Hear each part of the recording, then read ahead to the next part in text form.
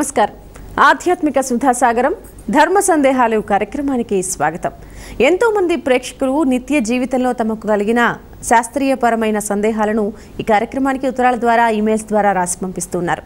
మరి ఈ రోజు కార్యక్రమంలో అటువంటి కొన్ని సందేహాలను నివృత్తి చేయడానికి మనతో పాటు ఉన్నారు ప్రముఖ ఆధ్యాత్మికవేత్త, మీ అందరికీ సుపరిచితులైన డాక్టర్ ఎన్ అనంతలక్ష్మి గారు. మరి వారితో మాట్లాడి కొన్ని సందేహాలను నివృత్తి చేసుకునే ప్రయత్నం చేద్దాం. అమ్మా నమస్కారం. నమస్తే అమ్మా. ముందుగా మొదటి ఉత్తరాన్ని చూద్దామండి. ఆదోని నుండి అనూష గారు రాస్తూ ఉన్నారు. పూజా క్రతువుల్లో చెప్పే జంబూ ద్వీపం అంటే ఏమిటి? పూజలు అవి చేసేటప్పుడు మనం సంకల్పంలో చెప్పుకుంటాం. ఈ సంకల్పం అన్నది మనం ఒక ఆవేదన పత్రం అంటే ఒక అప్లికేషన్ ఫామ్ రాసేటప్పుడు స్టేషన్ అండ్ డేట్ వేస్తాం కదా. ఒక సెలవు చీటీ రాసినా, ఇంకేదైనా ఎవరికన్నా ఒక అర్జీ పెట్టుకున్నా పైన ముందు స్టేషన్ డేట్ రాస్తాం కదా. అలా రాసినట్టుగా ఈ సమయాన్ని, కాలాన్ని రెండింటినీ గుర్తించటం కోసం చెప్పుకుంటూ మనం ఎక్కడ ఉన్నామో అని దాన్ని చెప్పేటప్పుడు జంబూద్వీపం అన్నటువంటి పదం వాడతాం. జంబూద్వీపే భారతవర్షే భరతఖండే అని చెప్తాం. ఈ జంబూద్వీపము అనేటటువంటిది ఏదైనా చెప్తున్నారో అది మన భూగోళంగా చెప్పాలి. మనకి 7 ద్వీపాలు ఉన్నాయని చెప్తారు, అందులో ఇది జంబూద్వీపం. దీనికి మనకి పురాణాల్లో చెప్పే మాట ఏమిటంటే, దీనికి పేరు ఎందుకు వచ్చిందిట అంటే ఎక్కువగా నేరేడు చెట్లు ఉన్నాయి ఇక్కడ.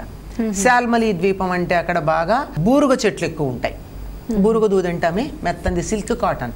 ఆ బూరుగ చెట్లు ఎక్కువగా ఉండేటటువంటిది శాల్మలి ద్వీపం అని. ఇది ఎక్కువగా ఉండేది నేరేడు పండు అంటే నేరేడు చెట్లు ఎక్కువగా ఉండేటటువంటి దాన్ని జంబూద్వీపం అని అంటారని చెప్పి 7 ద్వీపాల గురించి చెప్తూ ఉంటారు. సప్త ద్వీపావ సుందర అని మనకు మన భూదేవి గురించి చెప్పేటప్పుడు 7 ద్వీపాలతో కూడుకున్నటువంటిది వసుంధర భూమండలము అన్నారు. నిజానికి 7 ద్వీపాలు వేరే వేరే ఉన్నాయా అంటే వేరే ఉన్నాయో లేదో తెలియదు, కానీ భూదేవికి మనం ఉండేటటువంటి భూగోళం మాత్రం జంబూద్వీపం అనడానికి దీనికి తగినంత కారణం ఉంది. ఎట్లాగంటే ఇప్పుడు అంతరిక్షంలోకి మన వాళ్ళు అనేకమైనటువంటి రాకెట్లు మొదలైనవి ప్రయోగించి అక్కడి నుంచి ఛాయాచిత్రాలు తీస్తూ ఉంటే ఆయా ఛాయాచిత్రాల్లో భూగోళం ఎలా కనపడుతుందిట అంటే నేరేడు పండులాగా కనపడుతుందట, నల్లని కాంతితో. అంటే నలుపులో కొద్దిగా ఎరుపు రంగు కలిసి, అదే ఊదా రంగు కలిసి మనకి నేరేడు పండు లోపల ఉంటుంది కొద్ది కాంతి. ఆ కాంతి బయటికి ప్రసరిస్తూ ఉన్నట్టుగా పైకి నల్లగా కనిపించేటటువంటి కాంతి ఏదైతే ఉందో ఆ రంగులో మనకి ఆ ఛాయాచిత్రాల్లో భూగోళం యొక్క రంగు కనపడుతుందట. ఇప్పుడు కుజుడు అంటే ఎర్రగా ఉంటాడని గుర్తుపట్టేస్తాం చూడగానే కుజుడు. అదే గురువు అంటే కొంచెం పసుపు వర్ణంతో కాంతి ఉండే గ్రహం, అలా తెల్లగా ఉండే ఒక్కొక్క దానికి ఒక్కొక్క రంగుని బట్టి చెప్తూ ఉంటే భూమికి ఉన్నటువంటి రంగు ఏమిటంటే, మనం భూమి మీద ఉన్నాం కనుక దీని రంగుని మనం చూడలేం. అంతరిక్షంలో నుంచి దాంట్లో నుంచి కనుక ఫోటో తీసి చూసినట్టయితే దాంట్లోంచి కనపడేది మనకి ఉపగ్రహాల్లో నుంచి తీసినట్టయితే ఆ భూమండలం యొక్క రంగు చక్క ముదురు ఊదా రంగులో కనపడుతూ మా జంబు అంటే నేరేడు పండులాగా ఉంటుందిట. దీన్నే ఎంత ప్రతీకాత్మకంగా మన వాళ్ళు చెప్పారంటే, దీనికి నేరేడు చెట్టు చాలా ఉంటాయండి, అందువల్ల దీన్ని జంబూద్వీపం అన్నారండి అంటే, ఎప్పటికన్నా మనం గమనించినట్టయితే ఈ రంగులో కనపడుతుందని మనకు సూచనగా చెప్పడం. ఈ జంబూద్వీపం అంటే ఈ భూగోళమే. ఈ భూగోళంలో భారతము అనేటటువంటి ఒక ఖండం ఉంది. భారతము అంటే వెలుగు ప్రసరించేటటువంటి దేశం. అందులో భరత ఖండం ఒకటి ఉంది. దాంట్లో మనకి మేరు పర్వతం కింద దక్షిణ దిగ్భాగంలో ఉన్నటువంటిదని మనం అంతా మొత్తం ప్రదేశం అంతా చెప్పుకుంటున్నామమ్మా. ఆ జంబూద్వీపం ఇదే. మరొక ఉత్తరం చూద్దామండి. శ్రీకాకుళం నుండి శారద గారు రాస్తూ ఉన్నారు. పంచమాంగళ్యాలు అంటే ఏమిటి? మాంగళ్యము అంటే శుభాన్ని కలిగించేది, మంగళప్రదమైనటువంటిది, మంగళానికి సంకేతమైనది అనేటటువంటి అర్థంలో చెప్తాం. దీన్ని వివాహ సమయంలో తాను ఎక్కువ కాలం జీవించి ఉండాలి అనేటటువంటి ఉద్దేశంతో తన 5 ప్రాణాలని వధువు యొక్క శరీరంలో 5 భాగాలలో నిక్షేపం చేస్తాడండి వరుడు. ఆ చేసేటటువంటి కార్యక్రమంలో 5 చోట్ల చేస్తాడు గనకే ముత్తైదువ అంటారు ఆవిడ్ని. అంటే తన శరీరంలో భర్త యొక్క పంచప్రాణాలను 5 ప్రదేశాల్లో తాను జాగ్రత్త పెడుతుందట. అంటే వివాహం అయిపోయిన తర్వాత తన ప్రాణం గురించి అతనికి ఏమీ బెంగ లేదు, భార్య చూసుకుంటుంది జాగ్రత్తగా, అది లెక్క. అందుకే వివాహ క్రతువులో ఎన్నో వాగ్దానాలు చేయిస్తారు పెళ్ళికొడుకు చేత. నేను అర్ధరాత్రి నదులు దాటను, పెద్ద పెద్ద చెట్లు ఎక్కను, చీకట్లలో ప్రయాణం చేయను, ఇలాంటి మాటలు. అంటే ఇవన్నీ ప్రాణహాని కలిగించేవే కదా. నా ప్రాణాలు నీ దగ్గర పెట్టెడుతున్నాను అని చెప్తే సరిపోలా, నేను ఇవన్నీ చెయ్యను, అప్పుడే నా ప్రాణాలు భద్రంగా ఉంటాయి, నువ్వు చాలా జాగ్రత్తగా దాయి అని చెప్పడం. అట్లా చెప్పేటటువంటి 5 ఏవైతే ఉన్నాయో, 5 ప్రదేశాలు ఏవైతే ఉన్నాయో వాటిని చెప్తారు. ఈ సింధూరం పెట్టేటటువంటి చోటు, అలాగే కంఠస్థానం, నిజానికి మాంగళ్యం ఇక్కడ కట్టాలి. మొదట్లో మీకు పాతకాలపు చిత్రాలు గనక గమనించినట్టయితే ఇప్పుడు మీకు దొరకవు. మా చిన్నప్పుడు మాకు కనపడేటటువంటి దేవతామూర్తుల చిత్రాలు చూసినట్టయితే ఇక్కడ 2 మాంగళ్యాలు కట్టి నల్ల పూసలతో ఇట్లా ఉన్నటువంటి దండ ఒకటి ఉంటుంది. ఇప్పటికి కూడా చాలామంది ఈ మంగళసూత్రాలు కాకుండా ఇక్కడ చిన్న చిన్న గుబ్బల్లాగా ఉండేటటువంటివి 2 ఉన్న నల్ల పూసల మెడలో ధరించటం ఉంటుంది. ఇది 2వ స్థానం. అయితే 3వ స్థానం చేతికి ఉండేటటువంటిది. ఇక్కడ కూడా ఈ నాడి చూసేది ఇక్కడే కదమ్మా. ఏదైనా ప్రాణం ఉన్నదా లేదా ప్రతిస్పందన అని చూసేటటువంటిది ఇది.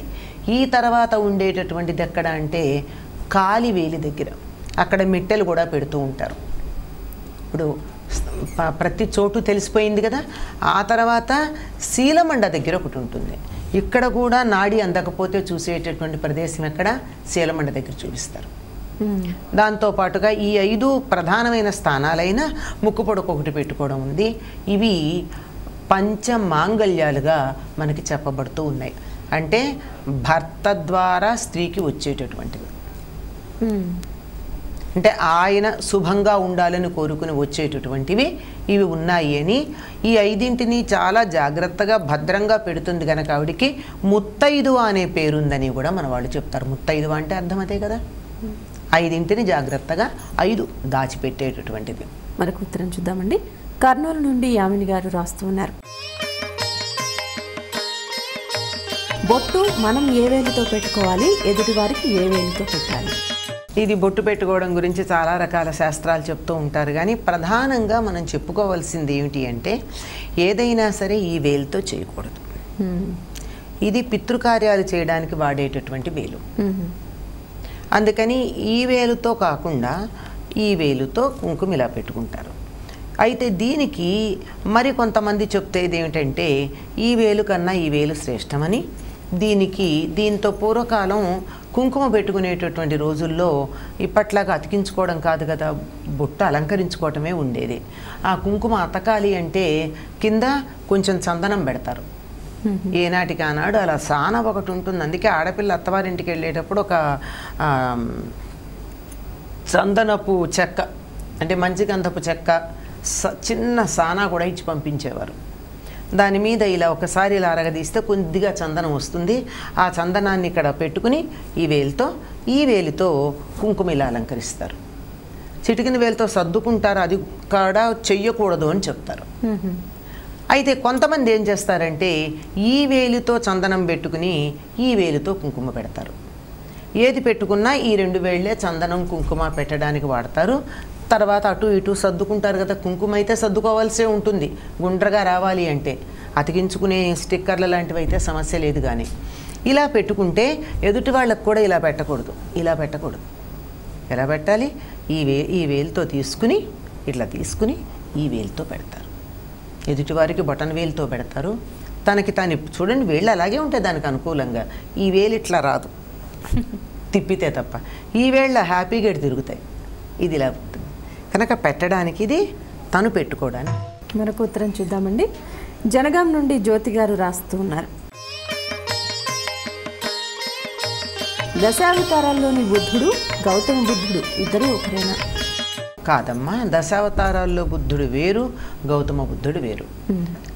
దశావతారాల్లో బుద్ధుడు నాస్తిక మతాన్ని ప్రచారం చేశాడు. అది కూడా ఒక ప్రయోజనాన్ని ఆశించి, అంతేగాని నాస్తిక మతం కావాలని కాదు. కాశీని పరిపాలించేటటువంటి దివోదాస్ అన్నటువంటి వాడిని పరాస్తం చేయడానికి కొంత ఆ నగరంలో ఒక నాస్తిక మత ప్రచారం చేయవలసిన అవసరం వచ్చి అవతరించడం జరిగింది. అది ఆ బుద్ధుడు వేరు. మనకి శాక్య వంశంలో పుట్టి ఈనాడు బౌద్ధ మతం అని చెప్పుకుంటున్న ప్రచారం చేస్తున్నామే ఈ బుద్ధుడు వేరు. ఈ ఇద్దరు ఒకటి కాదు.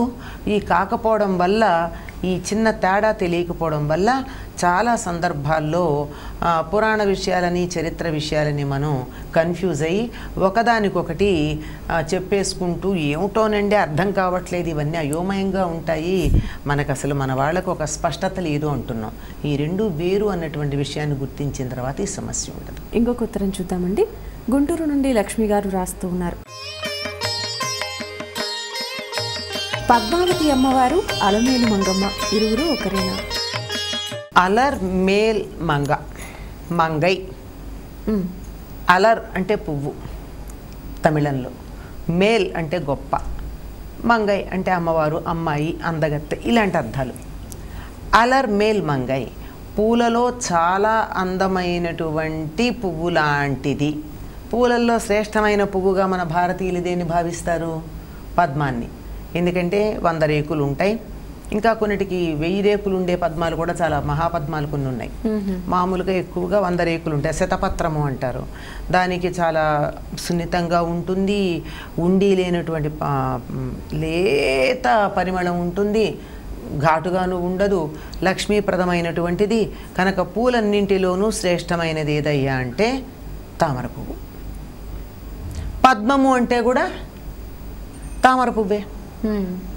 పద్మావతి తామర పువ్వులో ఉద్భవించినటువంటిది, తామర వంటిది, తామరలలో ఉండేది, తానే పద్మ అయినటువంటిది, పద్మ నిలయ అయినటువంటిది.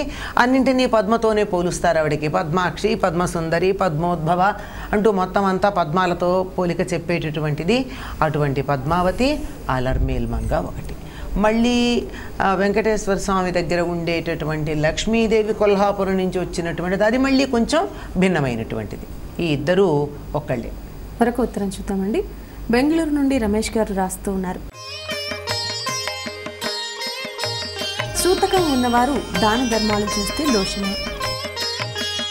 సూతకం ఉన్నప్పుడు ఏది కూడా సంకల్పం చెప్పుకునేది వీలుండదు కదమ్మా. పూజాధికాలు చేయరు ఆ సమయంలో. ఎవరైతే సూతకంలో 2 సూతకాలు ఉన్నాయి, మొదటి సూతకం, రెండో సూతకం. మొదటి సూతకం అంటే పిల్లలు పుట్టినప్పుడు వచ్చేటటువంటి జాతా శౌచము అంటారు, మనం పురుడు అంటూ ఉంటాం. రెండోది ఏమిటి అంటే ఎవరైనా చనిపోయినప్పుడు చేసేటటువంటిది, అప్పుడు పాటించేటటువంటి 10 రోజుల అశౌచాన్ని రెండవ అశౌచంగా చెప్తారు. అది మైలగా చెప్తాం. ఇది పురుడంటాం, అది మైలంటాం, 2 అశౌచాలే. ఈ సమయంలో ఎవరు చేయగలరు అంటే ఎవరైతే ఒక వ్యక్తి మరణించాడో ఆ మరణించినటువంటి వ్యక్తికి శ్రాద్ధ కర్మలు చేస్తున్నారో వాళ్ళు తప్ప మిగిలినటువంటి వాళ్ళు ఎవ్వరూ పూజాధికాలు చేయరు, పూజలు చేయరు. ఇంట్లో వాళ్ళ ఇంట్లో దేవుడు ఉంటే ఇంకెవరి చేతన్నా వచ్చి దీపం పెట్టమంటారే తప్ప వీళ్ళు చేయరు కదా. అటువంటి సందర్భంలో సంకల్పం చెప్పుకుని దానం ఎలా చేస్తారు? అలాంటి దానం చేయరు. అలా కాకుండా ఇంటికి వచ్చినటువంటి బిచ్చగాడికి ఏమన్నా వేయటం కానీ, లేకపోతే ఎవరన్నా ఆపదలో ఉంటే వాళ్ళకి ఆదుకోవడానికి పెద్ద సంకల్పాలు, నీరు ధారపోయడాలు ఇలాంటివి లేకుండా చేసే దానాలు చేయవచ్చు, కానీ ఇవేమైనా ఉంటే చెయ్యరు. ఇది ఎంత లోకంలో వ్యాప్తి చెందిందంటే ఒకప్పుడు ఇంటి ముందుకు బిచ్చగాళ్ళు వస్తే కూడా మైల ఇల్లు వెయ్యరండి అని చెప్పేవాళ్ళు. వాళ్ళకు ఒకటే లెక్క, ఆ ఇంట్లో పురుడు కానీ ఆ ఇంట్లో మైల కానీ ఉంటే ఇంటి ముందు ముగ్గు ఉండదు. ముగ్గులేని ఇంటి ముందుకు బిచ్చగాడు కూడా రాడు. రోజు వేసేటటువంటి భిక్షం కూడా వేయడానికి వాళ్ళు అప్పుడు ఇష్టపడరు అనేటటువంటిది లోకంలో వ్యాప్తి చెందింది. దీనికి కారణం ఏమిటంటే సంకల్ప సహితంగా వేయడానికి ఉండదు. ఆ పుచ్చుకున్న వాళ్ళు ఏం చెప్పేవాళ్ళు పూర్వం? కృష్ణార్పణం అనేవాళ్ళు. మీరు నాకు ఇచ్చారు కానీ నాకు కాదు ఇచ్చింది, నా పేరుకు నేను భౌతికంగా కనపడుతున్నాను కానీ మీరు ఇచ్చింది సాక్షాత్తు కృష్ణుడికి చెందుతుంది అని వాళ్ళు మనం చెప్పాల్సిన మాట వాళ్ళు చెప్తూ ఉండేవాళ్ళు. సరే ఆ రకంగా చెప్పడానికి వీలు లేదే ఇప్పుడు. అందువల్ల ఇలా సంకల్పంతో చెప్పేటటువంటివి చేసే పద్ధతి లేనప్పుడు మిగిలినవి కూడా మానేసినటువంటి రోజులు వచ్చాయి. అందువల్ల బిచ్చం కూడా వేయనటువంటి పరిస్థితి.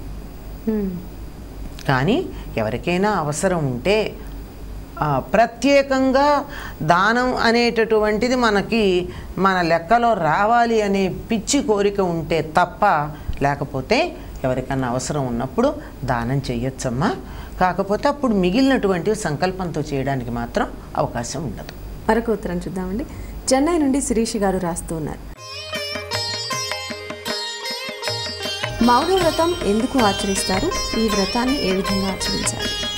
మౌనవ్రతం అంటే మునులు ఆచరించేటువంటి వ్రతానికి మౌనం వ్రతం అని పేరు.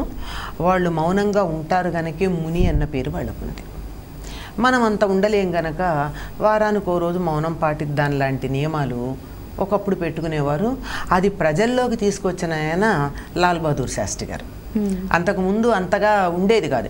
ఎవరో ఆధ్యాత్మిక సంపన్నులైన వాళ్ళు, సాధన చేద్దాం అనుకున్న వాళ్ళు చేసేవాళ్ళు, కానీ మామూలుగా అందరూ అనుకునేవాళ్ళు కాదు. కానీ ఆయన తాను పాటించి వారానికి ఒక పూట భోజనం మానేసి అది సామాన్య ప్రజలకి అందాలి అని చెప్పి ఆయన ప్రతి సోమవారం భోజనం చేసేవారు కాదు.